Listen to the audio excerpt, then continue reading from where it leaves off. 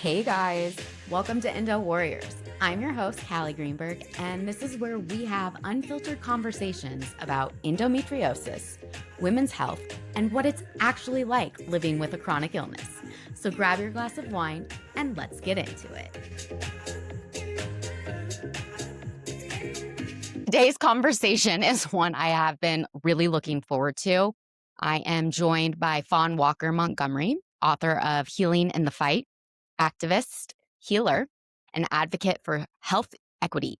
Her memoir traces decades of living with endometriosis, navigating medical dismissal and bias, surviving profound loss, and ultimately redefining what healing looks like on her own terms. Fawn, thank you so much for being here. Thank you so much for having me. I appreciate it. I want to go to the beginning of the book itself. You take readers back to your earliest experiences with pain, long before there was language or diagnosis to explain what was happening in your body. What made it important for you to begin with adolescence and early body awareness in the book? When I was writing the book, it's funny because I actually started with high school and I was working with a scribe coach. Her name is Penda. So she was like, I think you're missing something. Like, I don't think you're going back further enough. But she's like, well, when did you start your period? I'm like, well, I was like 11 and a half. And she's like, well, how was that? I was like, well, it's painful. So she was like, kind of go back there. So it was important to go way, way back. And also, I think people don't understand that the effects of endometriosis can begin when you're young. It's not something that happens when you're over 18. Yeah. Like these things can begin when you are, very young. And with me, I was thinking about a time that I was pain free. And I was like, you know what? I was 10. I was like, Wow. that's what I said. Isn't Wow. that crazy to think of? Yeah. I don't think people really in their journeys, for people like you and me, and I would say most people, Yeah. their journey is, let's say 7, 10. It doesn't actually really even matter, to be honest. But when Yeah. I sit here and I just hear you say that, I think back to my own story and I'm like, holy crap, 24 years of Yeah. consistent pain. Yeah. When I was Um, writing, I was like, wow. what? I was like, yeah, it's been that long. And in the book, I talk about how before all of it started, like I was outside playing and I was learning how to ride a bike and I wasn't even worried about it. And when the period first came, the pain was there, but it wasn't as bad. Yeah. But Yeah. when I hit 12, it was Debilitating. debilitating and I'm missing school constantly, missing class, I was in pain. I had to go to the gynecologist when I was 12.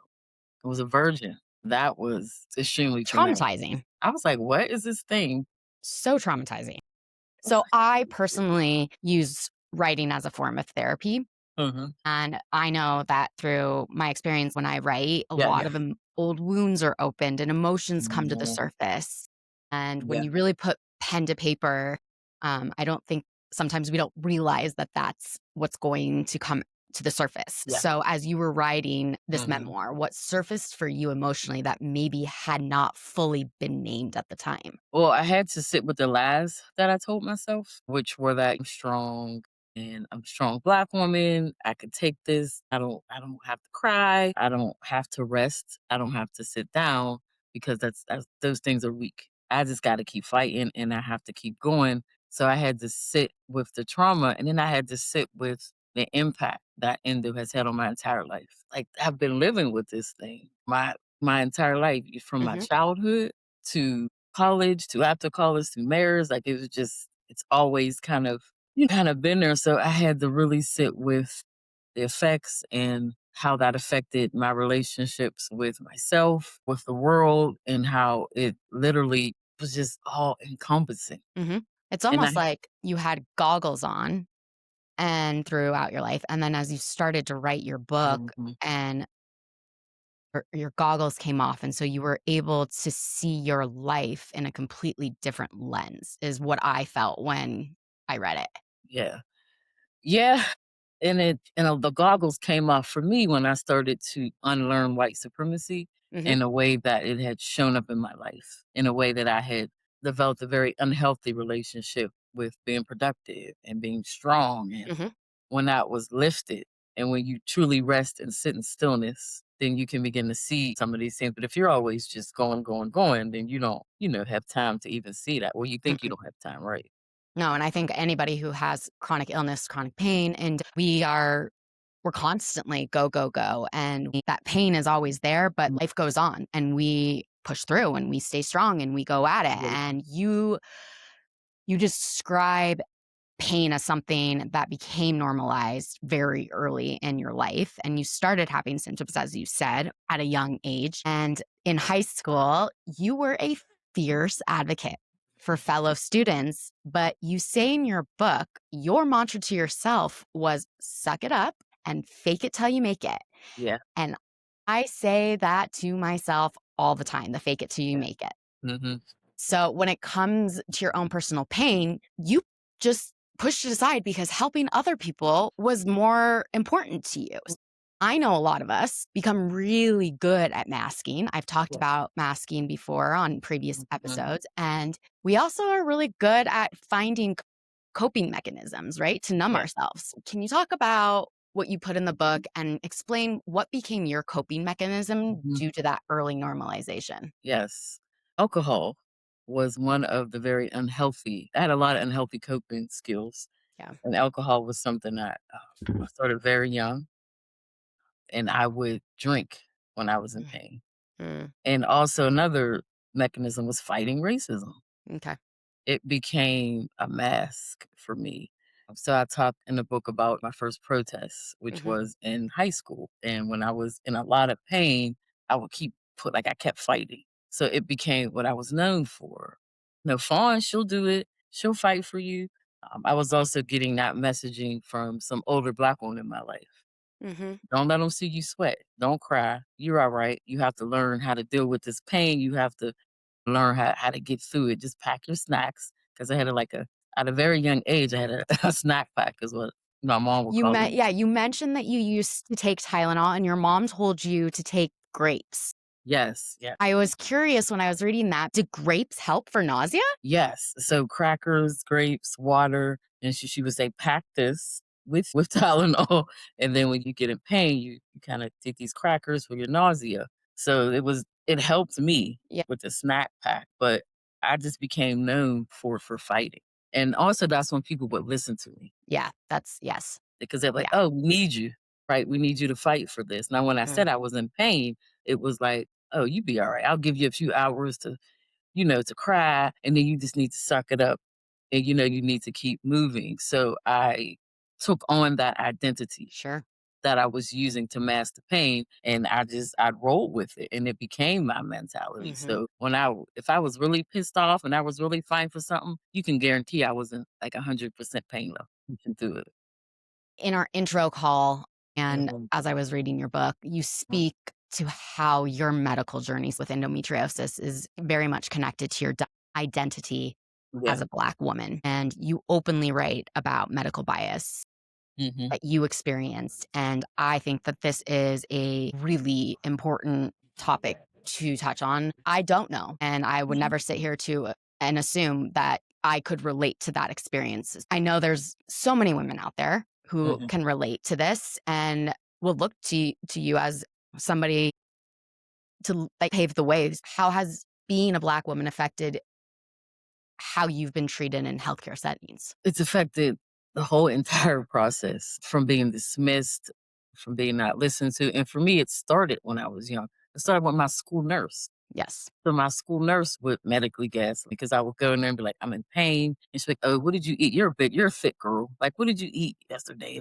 It's probably just what you ate. You just need to go lay down. And she was really on protocol, but not really on listening to me. And that Hmm. experience never changed from medical professionals. It was always like, oh, well, you're fine. Black women, y'all could take, I had doctors say to my face, Black women, y'all could take more pain Why than, do you than think most that is? well, it comes from it's historical actually, because they used to experiment on Black women, the slave Black women. They would experiment on us, do all kind of horrible things to us, and the doctors started to believe that we could take more pain, and they literally believed this, like it was written down, and it started with, and I forgot the gentleman's name. He was a horrible gentleman, but he would take enslaved Black women and experiment on us. And it's funny because I kept hearing from all these doctors, like, you should have hysterectomy. I was in my 20s. Yeah. Like, I'm not having no hysterectomy. But it was a constant thing that I would hear. And then I was talking to other Black women, they would say it as well. And if you look at history, people like Fannie Lou Hamer, she has a story about her medical story where she had to have a hysterectomy. So they Yep. were forcing these things on us. And then the dismissal of not listening to us just led to further problems and not telling me what I needed to know. So it was lack of knowledge. I didn't know that it could spread. And then you're not knowing these things, you're going around, and then I have IBS, I have diverticulitis, and, you know, all these things because they were dismissing but not listening and Yep. telling me the information, that I needed to hear. So my pain grew worse, but also it grew into other health conditions as well. You talk a lot about assumptions that Yeah. were made by medical professionals when you would go in and express your pain and Mhm. how that affected you and how you looked at yourself and your identity and your Mhm. body. How did it affect how your relationship with the medical care system and doctors and over time with your journey, trusting or not trusting or staying quiet? Well, I never stayed quiet. That I can tell you, I know, but I wanted you to say it because I don't want to give any. Here's the other thing. Your book is incredible. I told Mhm. you this morning, I started it last night at 10 o'clock. I had to put myself to sleep at like 12:30, and I woke up right away in the morning because I wanted to make sure that I had it finished before we met. And literally, when I finished it, I was like, wow. I mean, not only is it educational, but I felt your pain through those words on that book. And I also was taken on a really spiritual journey, which we will get into. I don't want to ruin that because it's one of my favorite topics of the book. Mhm. I would love for you to expand more on what Mhm. these assumptions were when you went into the doctors and what made you feel like it was based on you Mhm. being a Black woman and how that changed your relationship with the system and yourself. Yeah. So for my story, I'm a public person. So I'm a public community organizer, community activist. So I'm on TV a lot. And the doctors would recognize me. And they would say, "Oh no, we know you. You're strong. Like you fight like racism and you're a politician and all this stuff. You got this. Like you're okay. Like you're fine." It caused me to not trust the medical system, have a lot of anxiety. So I would have to prep myself before I would go to any appointment. I'd have to like get mentally ready. I would sometimes take people with me. I would record it because I started to think I was crazy. Yeah. Like I know I Well, you were said that. actually told too. Yeah. And they told me that, well, maybe it's in your head because we ran all these tests. So I think it's in your head and I think you need to go see a psychiatrist. So it caused me to not trust medical professionals. And there was always a back and forth. There's a part in the book where I describe a conversation I had with a doctor where he kept trying to tell me I was crazy. And I'm like, look, we got to do something about this. I'm not going to Mhm. keep coming back in here. So it came out with that fight. And I just kept fighting. I just kept fighting, but I did not trust them. I just had a lot of anxiety. And it was wild that you got to prep yourself to go to a doctor's appointment. And then I would even be concerned about being on TV. I'd be like, maybe can you not interview me? Because they're not going to listen to me. Correct. When they were like, what? And I That was like, makes no, total they sense. they they bring these things up. So it definitely caused like I only went to the doctor when I needed to go to the doctor. And when I did go, I always had my guard up. Yep. And I had my list of questions and I was ready to go back and forth because it was always the constant back and forth because of the assumptions. And like I said, they did say to me, "You're a Black woman. So you could take this pain like to my face out of their mouth. You Wow. got this. You no phone. You can do it." So when they flat out said it, they weren't hiding it. Sure.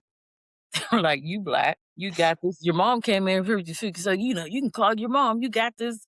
Those kind of things. That's really disheartening, and I'm sorry that you had to experience that, and for those that are still experiencing it, it's unacceptable. The Hmm. system is awful, not Yeah. just to women, but women of color, and it breaks my heart. So from reading your book, I fell in love with your Mhm. mom, and there's no doubt that her badassness got transferred to you, and you were Yes. taught at a really young age how to advocate for yourself. And you tell the story, which I just absolutely love, that you were in middle school when your class had to read Huckleberry Finn. Mhm. And when you were in class and hearing certain words be read and how Black people were depicted, it made you physically ill and it made you really upset and you went home and you told your parents about how you were feeling. Yes. And their response was, do something about it. Mhm. And you did. You marched your butt into the principal's office and you advocated for that to be taken off of the curriculum. Mhm. And it worked. And I said out loud when I read this, good for her. Like, said it out loud. That had to have been so empowering at such a young age. And honestly, it foreshadowed what your entire life mission was Yeah. from that age. When you were diagnosed with endometriosis, this was interesting to me. Your mom had endo and she fought by your side. She was a fierce advocate for you from the get go. Mm. And you were actually diagnosed with endo at 25. Yes. And it was in your medical records, as was stating that your mom had endo. Yes. But at Yes. no point through all of your years did one Mhm. doctor say anything or bring up the fact that there were endo specialists that you could see, Mhm. or they didn't inform you that this disease could spread. So you had been living in excruciating pain with your Yes. medical records stating that you had Yes. endo. That was insane to me. But I think so many of us in the Mhm. community, you had to start doing your own research because Yes. you knew something wasn't wrong. Mm. I would love for you to talk about at what point you were like, enough is enough. I'm going to do the research and demand care. So for me, I always was doing research. I was always reading medical journals. I was always Googling. I was always asking questions. I always went to the doctor with a list of questions. Their racism stopped them from telling me the truth. But when enough was enough came with my body, it wasn't my decision. My body kept the score and it won. It set me down. It literally set me down and I didn't have a choice. So this was probably around like 2017 when I started to, because in the book I talk about these different portals that opened up and I Mm-hmm. ignored them. So this is when these things started to happen and that I would ignore it and I would ignore it. And it got to the point with my body where it was like, you can't ignore this anymore. I want to pause just because when you say portals, I want Yeah. you not to fully go into what you will be going into shortly, Okay. but I just want you to give what your definition of portal is and what that means to you. So what that means to me is a portal where you walk into your higher self. And I ignored those and I would constantly power through and power through. So it was my body that set me down and was like, you can't do this anymore. I got long COVID Yes. in 2020 and it was really bad. And I almost had to put on the ventilator. And I thought to myself, if I go today, they're going to be like, Fawn's a good fighter. And that's it. I noticed that the phone stopped ringing and people stopped Mm. calling me because I could no longer do labor because I couldn't even walk. Like I couldn't even, like my lungs were that bad to Mm-hmm. the point where I couldn't even walk. So my body set me down. So the enough is enough point for me is probably not like everybody else. It wasn't like fight more. It was like, no, rest. You need to sit down and you have to hear what we're trying to tell you. So you have to, so my enough is enough point came different. Like it was like, my body's like, sit down. I ain't have a choice. Yeah. And then as I'm in stillness, I'm like, you know what? Why is my phone not ringing? Because I can't do labor. You know, Interesting. I can't do for you. So my aha moment was, okay, I need to unlearn white supremacy. How have I ingested it? I have ingested it with this unrealistic relationship with being productive in labor. And if I work enough, maybe they won't bother me. I'll just keep working and working. You know, I had developed this, I was a high achiever. I was elected official before I was 30. I had a master's degree, I had a bachelor's degree. I'm doing all these things thinking this is going to maybe stop the racism or Yeah. maybe this is going to, you know, help. And it didn't. So I had to unlearn. And a lot of times you'll hear people say rest is resistance, but that's nothing until you unlearn the way that white supremacy shows up in your life because Black people can internalize that. And I was the person that was on the street protesting, but I was in excruciating pain, like excruciating pain. But I had developed that internalized ableism. Mm-hmm. I was like, I'm just going to keep going. I'm just going to keep going. So my enough It's is enough moment came with my body. That is really interesting. And I can imagine that for someone who is constantly on the go and constantly trying to prove yourself, that having your body tell you to slow down and rest was a inner fight with yourself like no other. Very much so. Yeah, I can only Very messy. imagine because Yeah. I don't know you that well, but after, speaking with you and just reading your book, I was like, oh gosh, her body was telling her to slow down. Whoo, you sound like Yeah. my mom because my mom can't sit for like 5 minutes.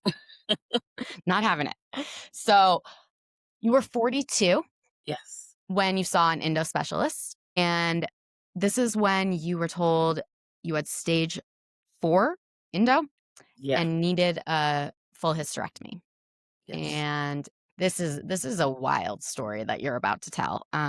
It took like a few weeks to even get on the schedule for surgery. To even see to even see the doc, it took weeks. And I had been to an endo specialist, I think it was in my early 30s, but she was like, "Oh, you have hysterectomy." And I was like, "I'm not having no hysterectomy." And it's like, "Oh, there's another procedure, but it'll stop you from getting I'm like, "I'm not doing any of that." So when I went to the gynecologist, when I was having the pain I started in 2021, which led to 2022, she was like, "Well, you can go see an endosurgeon." I said, "What the hell? Why would you not been told me about these things?" Would So have been helpful when you were, I don't know, in when I'm like 12.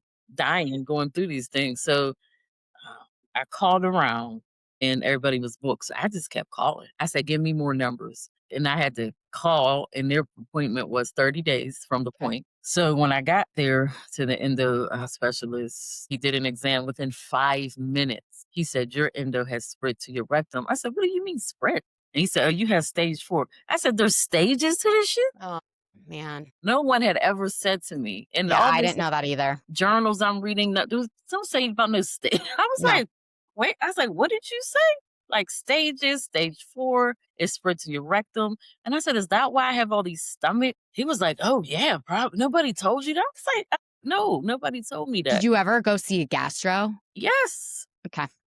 And that's when they say you have diverticulitis, you have IBS. And they gave me all these antibiotics, which definitely tore up my stomach. In that moment, I was so mad because I said, damn it, took away, half my life, fighting this disease. And I was doing what I was supposed to do. I was going to the doctor, I was asking questions, Yep. You were and doing y'all all the weren't things that a person should all do. the things that they tell you, and y'all weren't, being honest. I was really pissed off. And I was like, damn, I'm at the point where now I have to have a full hysterectomy. He's like, no, you have to have it. Because if you don't, I don't know if you'll live. Well, that hysterectomy turned into a life-threatening surgery that was supposed to only take a couple of hours. I Yeah. believe you said it turned into 7. It was 7 hours, and during that process, an abscess exploded in my stomach. So that almost killed me. And it made sense because I was in so much pain.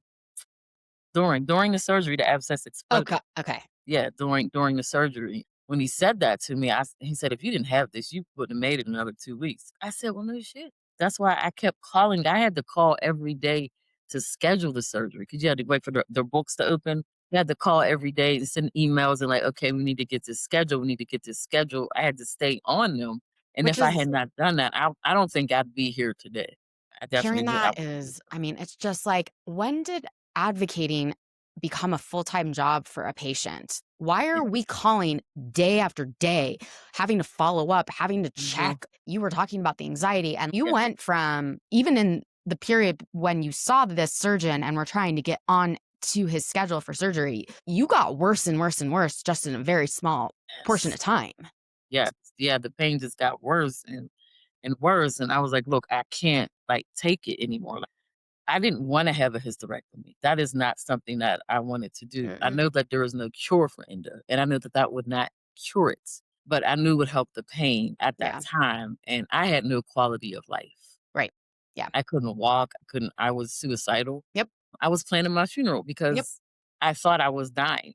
I Yeah, was like, that's a this, part that's a yeah, part I don't think is o often talked about is the suicidal thoughts, yeah. and I actually, like, I didn't know anybody else who had endo when I was going through it, but, like, as soon as I've kind of immersed myself into this community and Mhm. talking with women, somebody else had mentioned that they had suicidal thoughts, and it was the first time I said out loud and admitted that I had too because I didn't know that that was normal. Like, Yeah. it seems to be very common that we experience those thoughts because the pain has gotten to the point, like you said, where your quality life, there is no quality of life. Yep. And it was really kind of validating too at the same time as it was shocking. But I'm glad that you brought it up and are, brave enough to talk about it because I think it's one symptom that comes with chronic illness and chronic pain that it's not talked about. No, it's not talked about a lot at all. And in that surgery, in that process, they like nicked on my bladder, said there were a catheter after the surgery. I had the catheter for about a month, and that was horrible. Awful. So I had to sit with myself a lot, during those times. I would blame myself, like, this is my fault 'cause I kept ignoring these things, and I had to wrestle with all that. Yeah. And you talk about the struggle with having that surgery and I obviously relate to it Mhm. significantly because I expected the grief and the struggle that I was going to have when it was tied to the fertility part, but Yeah. what I didn't expect and I've Mhm. been having a difficult time with is how I have been feeling since I had my reproductive parts taken out of me and my identity and not feeling comfortable in my own skin. I didn't think that I would that never came to my mind as something that I was going to have to grieve, and it didn't Mhm. really make sense to me until I, did the therapy. No, that's You okay. talked about becoming a new person Yeah. and after your surgery, and a new fawn was born, Yes. basically, and you found strength through vulnerability and accepting certain truths that helped you Mhm. find your higher self, and Yeah. this is the part I'm really excited to talk about.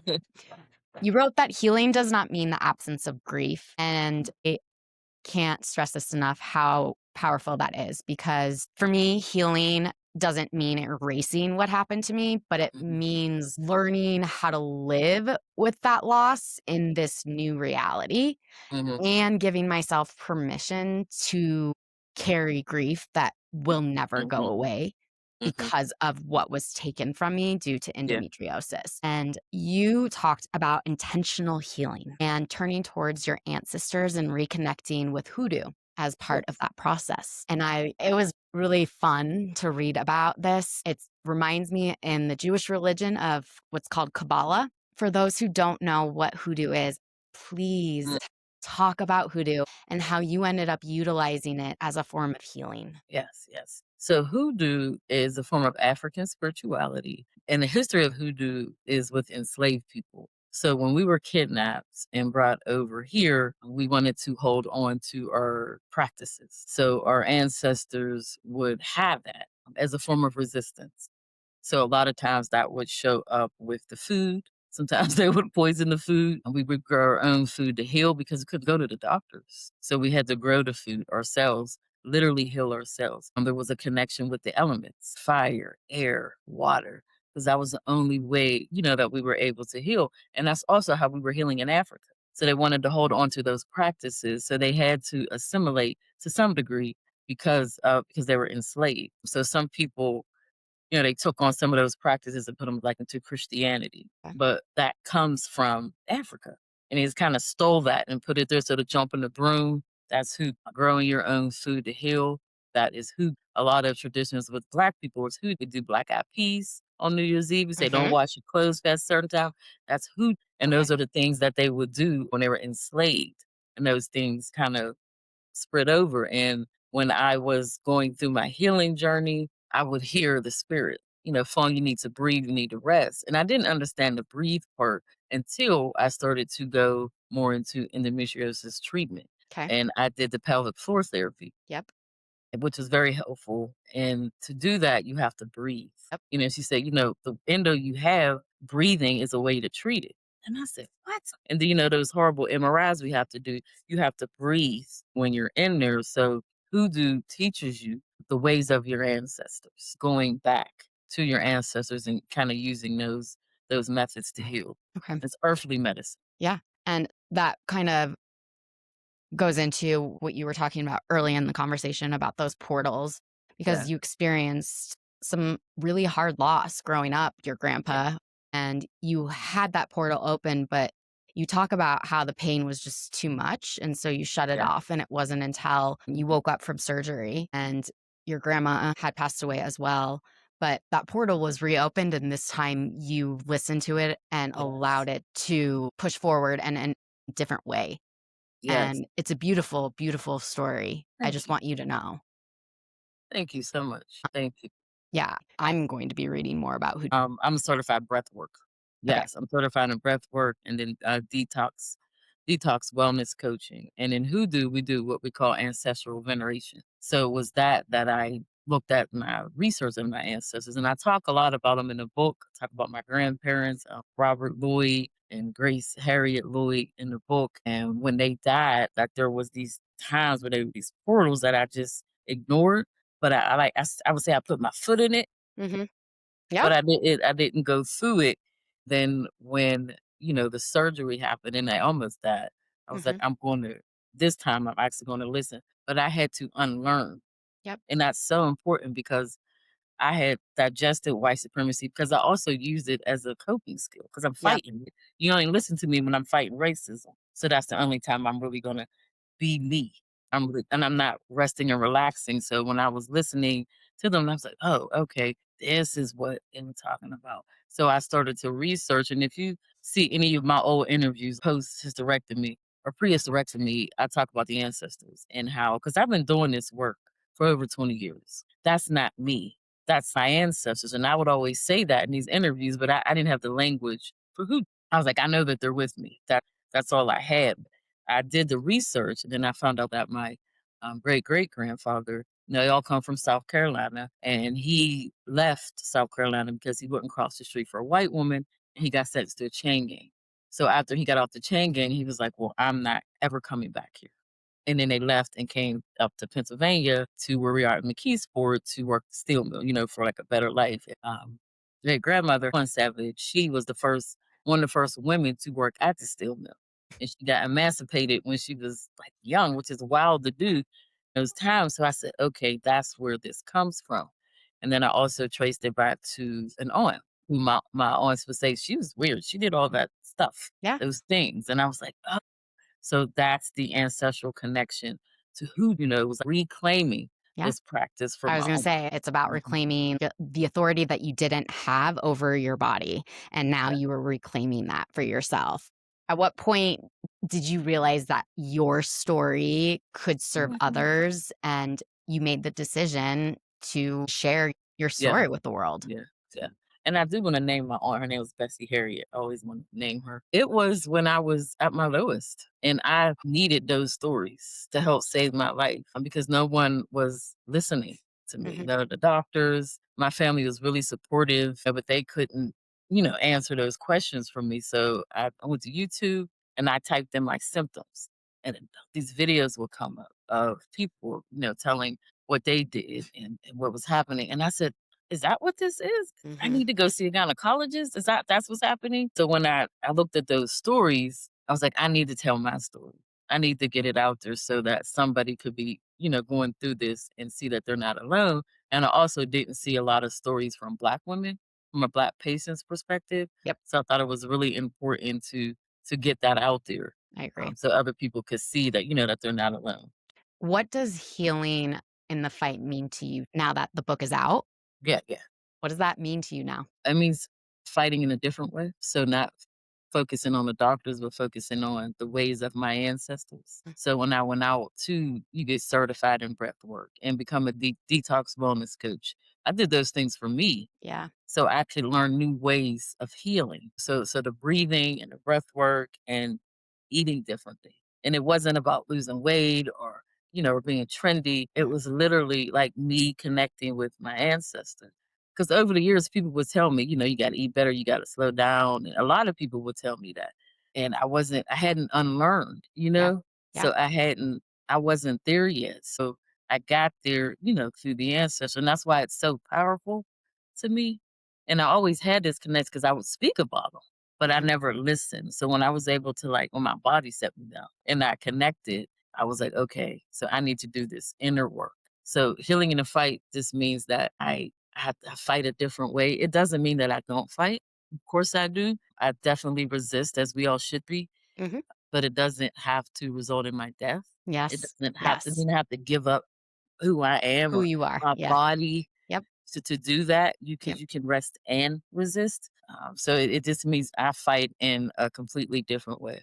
Hmm. What else are you doing to fight? Yes, yes. So I have a daily rest practice that I stick by, where I get up in the morning and I do my breathing. I go to my altar wall and I do my breath work. I do my breathing.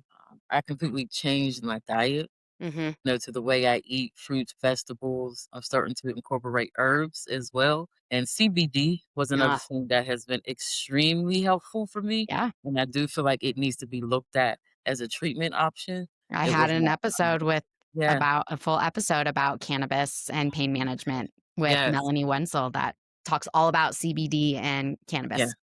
yeah. It is so helpful. It was my husband that had brought it up to me because he had been living these things. Yeah. And I had to unlearn my thinking about it. I said, "That's marijuana. I'm not Yeah. doing that." And when I got to the point where I was sick, I was like, "Man, just whatever. Just give it here." Totally. But it really is helpful, because it helps to loosen up your muscles. Yep. And with endo, it's just inflammation. So it loosens things up. And I do yoga as well, which is very helpful to kind of loosen and movement. And it helps you be able to walk when you're in pain. So I do the yoga. I have my rest practices where I do the breathing, the detox coaching that I got trained on by Queen Afua. All of those things have been helpful. But also I'm accepting my higher self. Mm-hmm. You love that And I so feel like much. that's been the most powerful thing Yeah. throughout this whole journey is like, I'm enough if I'm not working. It's okay to say no. It's okay for me to rest if I'm not feeling well. Because, you have a chronic illness, you're fighting with your body, Oh, all the time. All the and time. then I have surgical menopause, and that's a whole nother episode. No, that's a whole nother episode. Yes, it is. Fight your body. So when you're doing these more like natural things of Yeah. healing, and it doesn't mean I don't go to the doctor because I do go to the doctor, but I do what You is show best up for in a me. different way though now for sure. Absolutely, Yeah. absolutely, I think for absolutely. anybody who goes through any type of journey like we Mhm. have, I think back of who I was even 3 years ago, Yeah, and I wish I could do a redo because I'm so much stronger now than I was, but that's what this disease does to you. It literally completely reshapes you as a person, and yeah, it's unfortunate that we have to even get to the point where we have to say that because it shouldn't be that way. I personally think that we are the strongest motherfuckers out there. absolutely. So I always like to play a game before I end Mhm. the episode, a quick rapid question fire game. So, one Okay, word your friends would use to describe you. intentional. What song that always gets you moving? A juvenile, back that ass up. Yes. Guilty pleasure you are not ashamed of. Wrestling, WWE, Really? love it. Oh my God. Okay. I love that. Okay. What is one piece of advice you would give to your younger self? You are more than enough, even if you're not working. All right. If you guys want to purchase Fawn's book, I will put a link to her book in my bio for people that want to learn more about who and about who you are. Can you please let listeners know where to find you? Yes. So my website is fawnwalker.net, and I'm also on Facebook and Instagram and Substack. You're under Fawn Walker-Montgomery. Awesome. Can't thank you enough for being here. And thank you for what you do for your community and for writing an incredible book. And I wish you nothing but health and wealth. Thank you. And I want to thank you for having me and just being so welcoming in this space that is not always easy to, come into. Yeah. Because I've been an advocate my whole life, but this medical advocacy piece is new to Yeah. me. Same. So I thank you for being so open and so welcoming and not gatekeeping. It really means a lot. So I just wanted to say thank you to you. Well, thank you. That means like so much to me. I just, part of this experience has just been so gratifying because I'm meeting people from every age to race, and Indo doesn't discriminate. Yes, does not. And I think it is super important because that's the only way things change. Like, we have to be talking about these things. Yes. The uncomfortableness, that's what my show is about. Mm-hmm. Mm-hmm. So, all right, guys, thanks so much. And tune in next week for another episode. Bye. Thanks so much for listening to this episode of Endo Warriors. Don't forget to hit follow, subscribe, and leave a review so other warriors can find us. Tune in next time for an all-new episode.